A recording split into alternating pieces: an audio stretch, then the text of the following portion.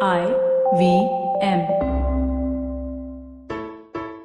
Hey, it's been another great week on IVM. If you aren't following us on social media, please do. We're IVM Podcast on Facebook, Twitter, and Instagram. On Cyrus Says this week, we have Satyanshu Singh, filmmaker, writer, and head of content development for AIB First Draft. His journey from doctor to writer is a fascinating one. On The Scene and the Unseen, Amit is joined by Pranay Kotastane and Hamsini to decode Pakistan's experiences with democracy. On Keeping It Queer this week, Naveen speaks to Parmesh Sahani, author and head of the Godrej India Culture Lab. Hustle Science marks the season finale with fitness YouTuber Abhinav Mahajan. And on Geek Fruit, Tejas and Jishnu give you the greatest hits from this year's San Diego Comic-Con. It's time for you to catch the third story from Croc Tales with Anand Sivakumaran. This one is called Freddy Ki Fiat Ho Gayi Flat. And now, onto your shows.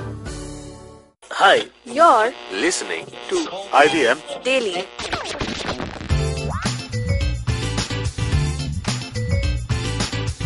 Hello and welcome to another episode of IVM Daily. My name is Abbas and IVM Daily is a show where the IVM staffers talk about what's going on in the world, what's going on in their mind. And today is a special episode because it's Harry Potter Day. And the only reason that is because it's J.K. Rowling and Harry Potter's birthday, July 31st. And the world over, people celebrate this as Harry Potter Day. So we're going to talk about Harry Potter today. And in the studio with me to talk about it is Amit. Hey. Gaurav. What's up? And Alika. Oh, hi. Hi, Potter nerds, Potter heads. How's it Potterheads. going? Nice. Okay, so Harry Potter, guys, we all still in love with it? Yeah, sort of. Okay. We have It's like division. an ex, that was a good time in my life, but I've moved on now. Oh, okay. We'll come to that. Let's start with you, Amit. How did you first get introduced to Harry Potter? So I think, two of my nieces from the US were down in 2000, 2001, after Goblet of Fire came out, but Right. before Order of the Phoenix came out. And they were really, really into it. And so they kind of got me into it. And I was very anti-fantasy at that point in time. Like, I had read a couple of things which I just hated, right? I read Lord of the Rings, which I really, really, really disliked. And I know that people will have opinions about that, but I just thought it was like, one of the stupidest, most long-winded books I had ever read. And so I was like, okay, this is supposed to be a masterpiece of the genre. This is not for me. I'm going to let it go. And these girls came down from the US and they were like really into it. And I'm uncle, so I read it along with them so that we can talk about it, right? And I loved it, man. It was really fun. It was like I never read anything like that before at that point in time. And So you started with the first book? yeah, I started with the first one. I started with 1, 2, 3, 4, and then read 1, 2, 3, 4 again, and I really enjoyed it. Yeah. Right. I also remember on one of the likes episode you mentioned that Mugglecast was one of the first podcasts you'd It really ever heard. was. So, I mean, like, the way I understood podcasting, I got into podcasting was through Mugglecast and the Leaky Cauldron. Okay. The two Harry Potter podcasts they're part of, like, these fan community kind of sites. And that's how I first found out that, hey, there's something called podcasting. And I started listening to a bunch of those as well. Yeah. But, And the rest, as they say, is history. And what about you, Gaurav? How did you get introduced to this? Well, I wasn't really in the state of reading when the books came out. I was like 3 or 4 years old, I guess, at that time. So the first thing I was Wow, introduced okay. to was the movies. Right. So the first movie came out when I was in the first grade. So technically, I was 5 years younger to Harry Potter's character in the movie when it came out. So even then, I wasn't really into it because I didn't really understand it. But in the third grade onwards, when the third movie, fourth movie started coming out, so that was like 4th, 5th grade. So at that time, I was like, okay, I love the innovations that are in the movie, like, because I couldn't really think of such things, right? To go to a different world, there's you got to go through a wall, and my favorite things were obviously whenever they went into that town and there was the prank store and the candy Hogsmeade, store. yeah. So I kind of grew up with Harry Potter because the movies, at least, they came from when I was the first standard till I graduated. So like every year of my schooling, I had a movie to watch. So the first book I read though was Prisoner of Azkaban. I started with the third book because I was like, wait, I've already seen the first 2 movies. I don't want to read about it again. Third movie had just come out. I'd watched the third movie and I'm like, since this is the most fresh thing, let me just read the book. All right. So that's how I started off with Harry Potter. Alika? Yeah, so I was in London and I think I was at some relative's place, maybe cousins, I don't remember. Yeah. And I was young and I was bored and I didn't want to hang with the adults. So I asked my cousins who were roughly my age, maybe a little younger, maybe a little older. And I asked them, what stuff do you have to read? So I was a voracious reader. I read everything. And they gave me this book and I was like, cool. And I kind of read throughout the night, and then I realized we were leaving their house at like 8 in the morning and I hadn't finished it, so I was reading throughout the night. I was going out of the door reading the book. I had the last 20 pages left and I couldn't finish it because we had to leave. So I was stuck on that cliffhanger for about a month or two, and then I bought the books and started reading them all. All right. So it's interesting because book first, and movie first, and movie first. Even I, for the first time, saw the movie and I was intrigued by it. So 2001, you mentioned, was a very interesting year for fantasy in general because the first Harry Potter and the first Lord of the Rings films came out the same time. Right. But I remember I watched the Philosopher's Stone for the first time, and not only was I intrigued by the whole world that we were introduced to, it also had I was 13 at that point of time, and it had an interesting story at the heart of it, where the suspense of the story, where they lead us to believe that the actual things are happening and the perpetrator is Snape, but then at the end it turns out to be Quirrell. And Spoiler alert! Yeah, it's been what, exactly. Let's spoil 17 years. 20-year-old book, right? Let's spoil that. So that part of my mind was blown that oh my god, this is an amazing story, Right. and at the same time the world that was built was so cool. But for me, and then by the time the second film came out, I had read all 4 books which had come out till then. And obviously, as the movies went along, they changed the directors and the tone of the film changed as well. So I just want to know from you guys, there's always this debate where people sort of divide the Harry Potter books into 2 halves. There's like 1, 2, 3. Right. And then 4 to 7 is like one long saga, which people think sort of took something away from the book, because all of those books had the similar ending where Voldemort showed up at the end, they had a fight, and then something major happened. Right. So So what are they your stopped being opinions about it? standalones, is what you're saying. In my how I see it is that books 1, 2, 3 had that aha moment at the end. Right. Like Yeah. book 1, you find out it's Quirrell. Book 2, you find out the Tom diary Riddle. belongs to Tom Riddle. Right. Book 3, you find out Sirius Black is actually the good guy. Right. From 4 to 7 is just Voldemort is back. How do we defeat him? I mean, I guess that, that's a natural progression of that story too, if you think about it, right? I mean, like, it is it's a hero's journey, right? I mean, like, that's what it is. It is a hero's journey, and the hero is coming across the villain, and at that point in time, the stakes have to rise. So, I mean, like, I don't really see an issue with that, because they expanded the world so significantly in those 4 books as well, right? I mean, like, in book 4, you started seeing all of the other international players come into play, and you started seeing that kind of stuff. Also, you started seeing characters outside of their houses, right? Before book 4, you never saw that. In book 5, you had Sirius show up for reals, right? And I mean, like, that was, again, I think, really kind of interesting, right? I mean, like, also the Order of the Phoenix forming, all that. So again, you saw expansion of the the universe itself, right? Book 6 was all about, like, the how Dumbledore and his history kind of played into stuff that kind of started to come across in book 6, right? And book 7 was just epic fighting, right? I mean, like, but I mean, like, they continuously, or rather, she continuously expanded the universe, right? So I mean, like, that to me kind of mitigated the fact that these are no longer standalone stories. And I like both kinds of things, right? I like the standalone stories, which are interesting, but I also really love, like, expansive world building. Okay. What about you guys? You have I just thought, like, the first 3 books mostly people enjoyed because it's a little less grimdark.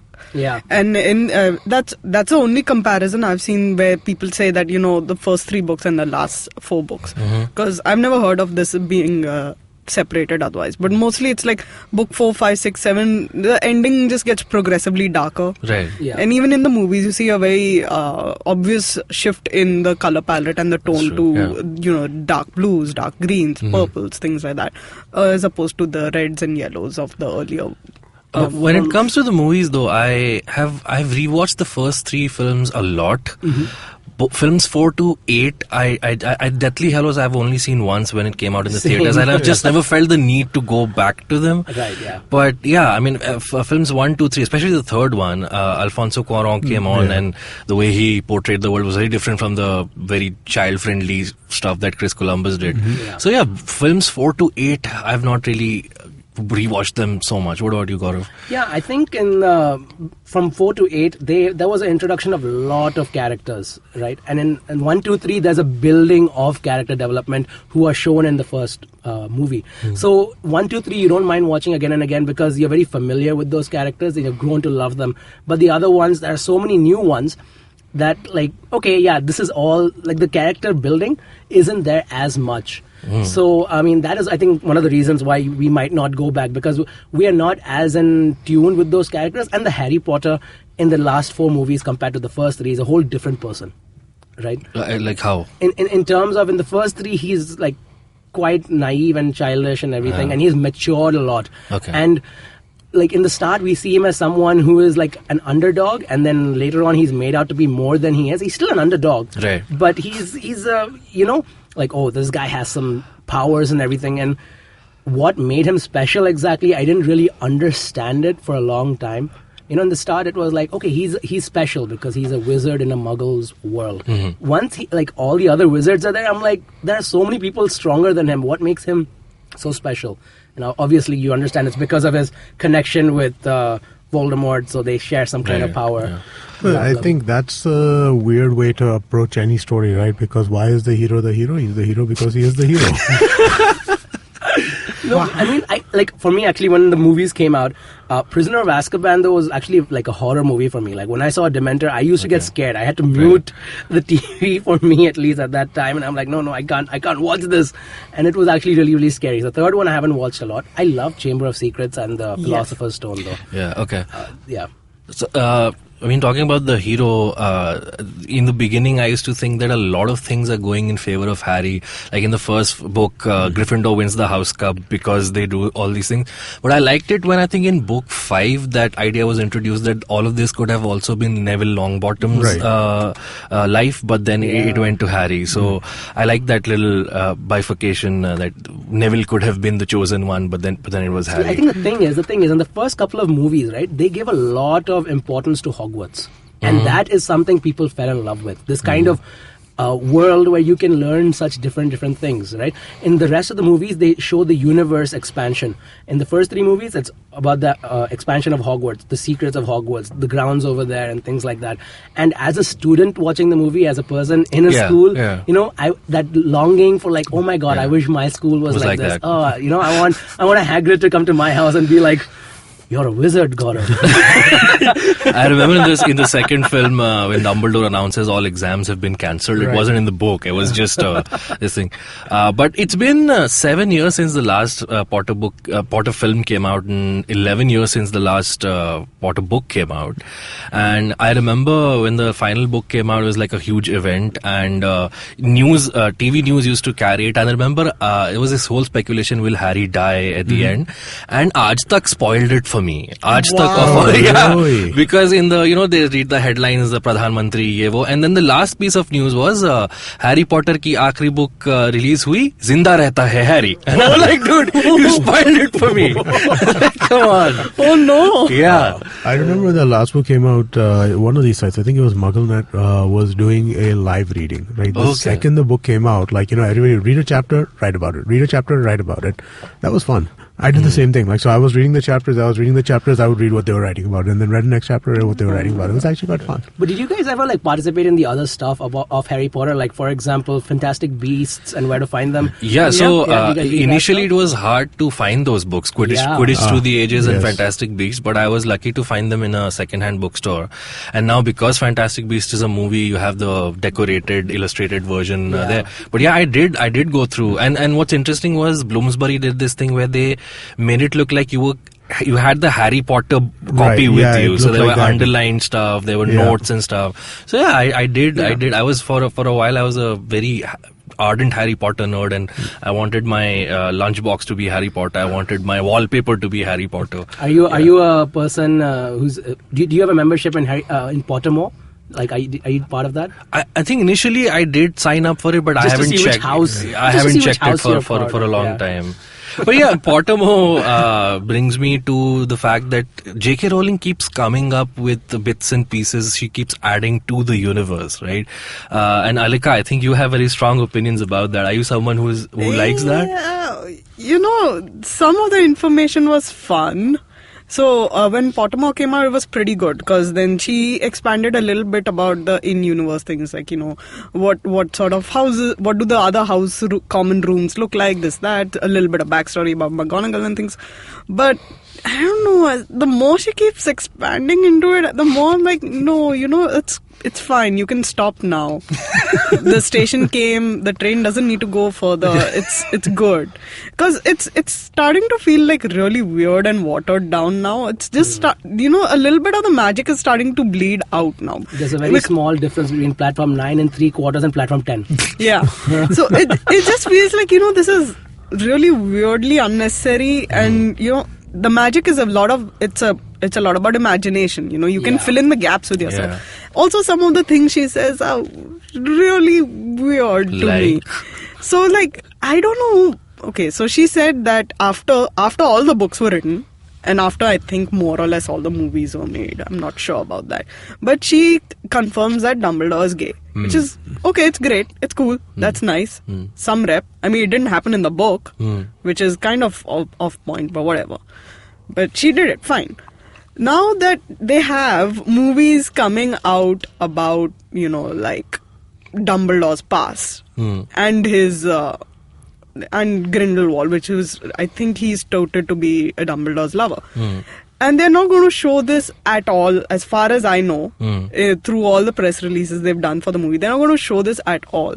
Then why even have it? What was the point? It feels like she adds stuff for the sake of appeasement. But wasn't that an answer to a question, if I remember correctly? I don't think she ever put it down in canon or something like that. No, it's canon. No, somebody asked the question and she said, "I wrote him as gay." I think that was. Yeah, but that's kind of. No, as far as I know, Michael Gambon, who played Dumbledore in the movie, in book number 6, while talking to Harry, he was going to make a throwaway reference to a love interest, a woman.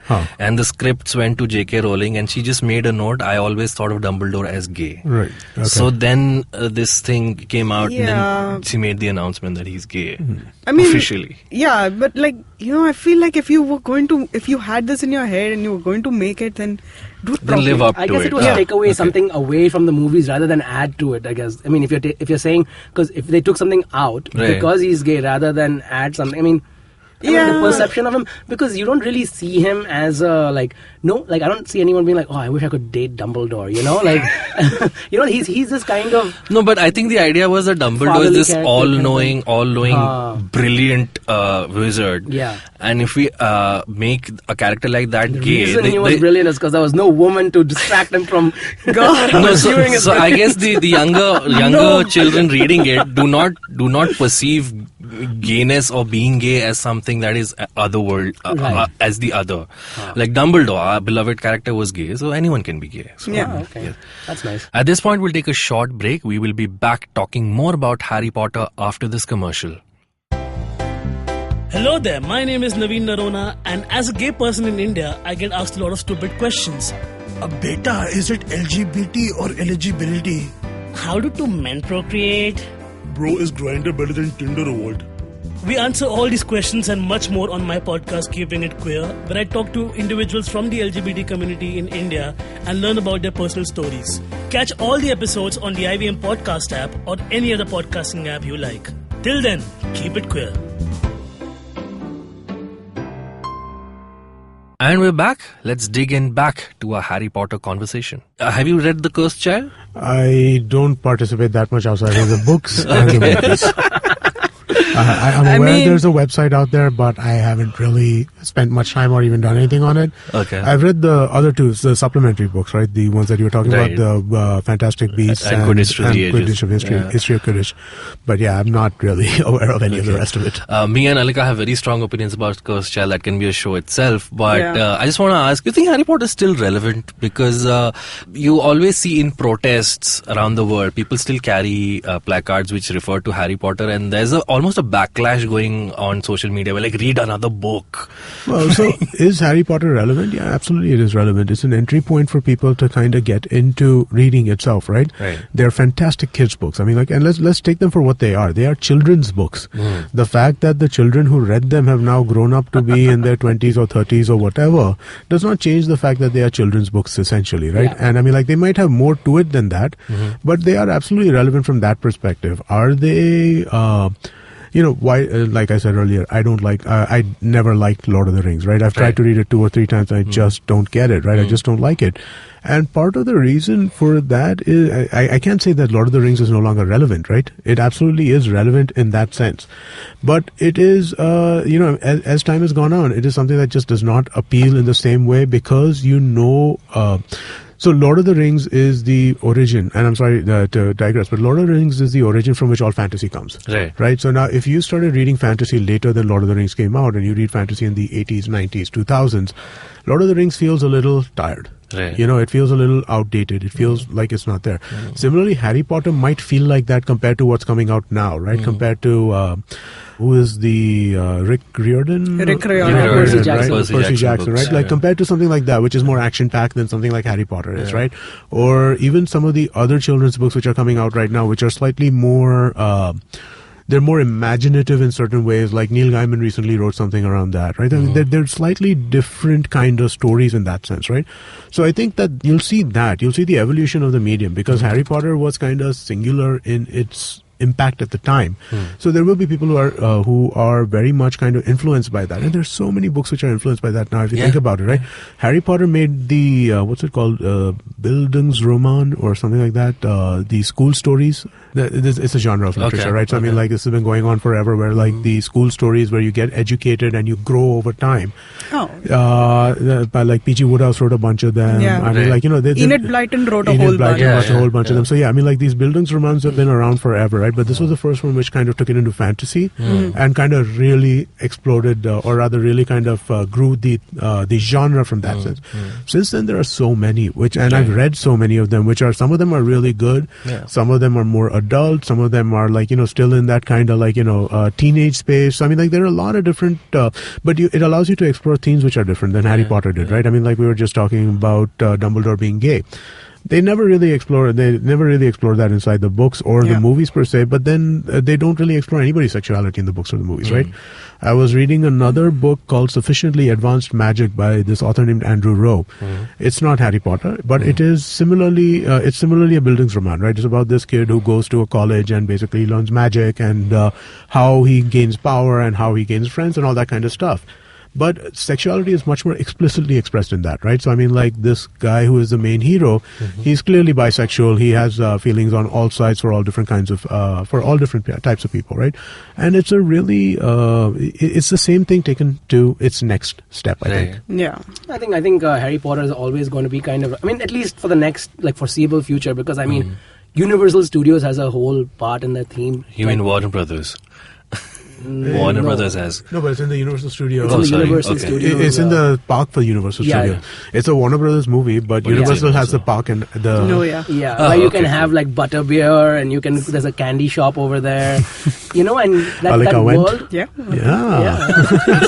It's nice. I mean, I was scared as hell in the roller coaster, but it was good. There's a roller coaster through the castle of Hogwarts and everything. It's fun. And like Harry Potter might not be relevant individually to each person. Like for us, it might not be relevant to our day-to-day lives, but as a whole, as a world, I mean, that world isn't going anywhere, because if there's any kind of wizarding books coming out, the benchmark is always going to be Harry Potter, in my opinion. Like, you can just compare, if any wizard comes out, wait, is this similar to Harry Potter? And be like, if it isn't, then it's like, oh, okay. And if it is, like, oh my god, it's a copy. So I don't see anything taking the place of Harry Potter right now in the fantasy world in terms of wizards and witches and schooling and things like that. It's a cultural touchstone, right? I mean, like, so many other things are, right? I mean, like, Blade Runner is, or Star Wars is, or, I mean, like, it's a cultural touchstone. I mean, like, you can keep coming back to it. Definitely. All right, before we wrap up, I'm going to ask each of you your favorite Harry Potter character and your favorite spell. I think you should ask everybody to rank the books. Oh, okay. That's actually a better If you really answer. want to throw bombs, then that's what you need to do. I'll start with you, Alika. Wait, what? 1 to 7, your books, favorite, 1 being the best and the 7th being the least favorite. Oh, you want me to rank the books Yeah. according... Okay. To your preference. This is going to take a while. Okay, Just I'll ask go me. to Gaurav Why don't till you just then. ask like a favorite book? Cool. What's your favorite Harry Potter Chamber book? of Secrets. Really? Yes. Okay. I'm subversive like that. Gaurav? I think my favorite book was Prisoner of Azkaban, definitely. And then followed by Half-Blood Prince, then Goblet of Fire, Order of Phoenix, Philosopher's Stone, Deathly Hallows. I don't think I ever read Chamber of Secrets, so I don't know. Wow, so you just read 6 books out of the 7? Shame. It's like once I read 4, 5, 6, I'm like, do I really need to go back to number 2? Wow, okay. There were some really cool things from the books that were not included in the movie, so you should that's why I definitely went back check. to number 1, and then I saw, like, well, it's... There's a death day party for nearly headless Nick Yeah. in the second book, Oh wait, which no, you never missed mind. out. I have read the second book because I remember that. Yeah. So I mean, I guess it's Clearly irrelevant not for that the- memorable. Great. Okay, I'll try and rate. Favorite one would be Prisoner of Azkaban, followed by Philosopher's Stone. Goblet of Fire will be 3rd. Chamber of Secrets would be 5th. And then the 6th and 7th, the 5, 6, 7 would be 5, 6, 7. Yeah. So I would agree with the first 3 for you. Okay. So I mean, like Azkaban 1, Philosopher's Stone 2, Goblet of Fire 3. Okay. I would go Order of the Phoenix 5. I really like that book. I thought Okay. that there was Which something. one's 4 then? That's 4. Sorry. Oh, sorry. Yeah, Order of the Phoenix is 4. Then Chamber of Secrets, and then 6 and 7. I don't really care. Yeah.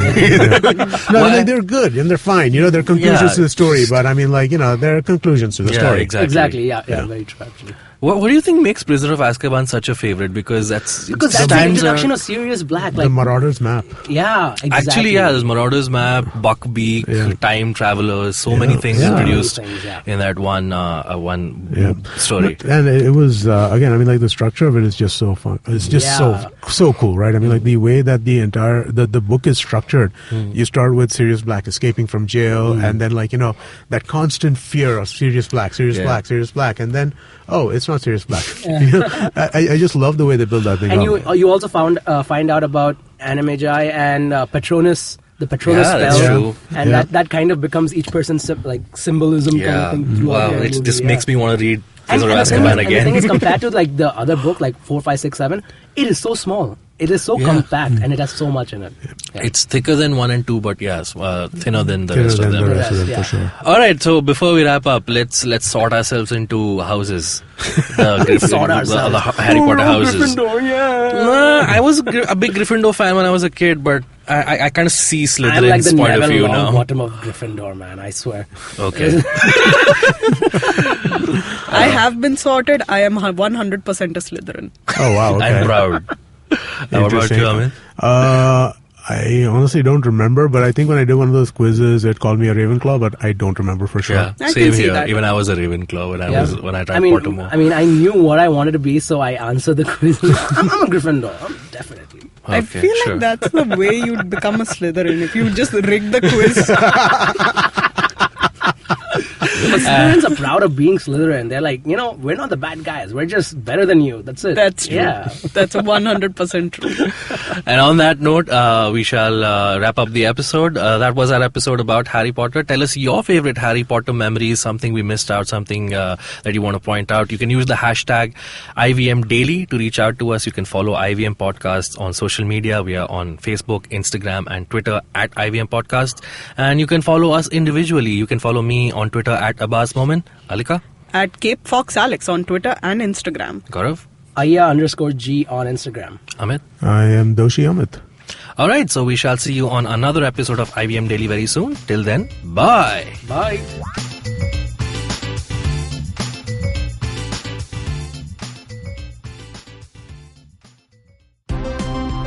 Look! Up in the internet! It's a meme! No! It's a cat video! No! It's the Geek Fruit Podcast!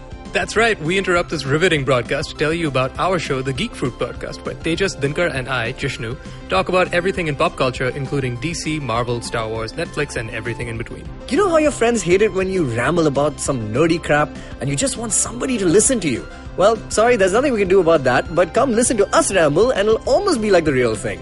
Kind of.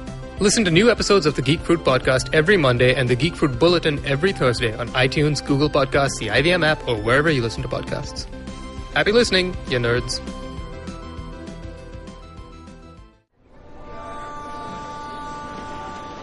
Did I just catch you on your way to work?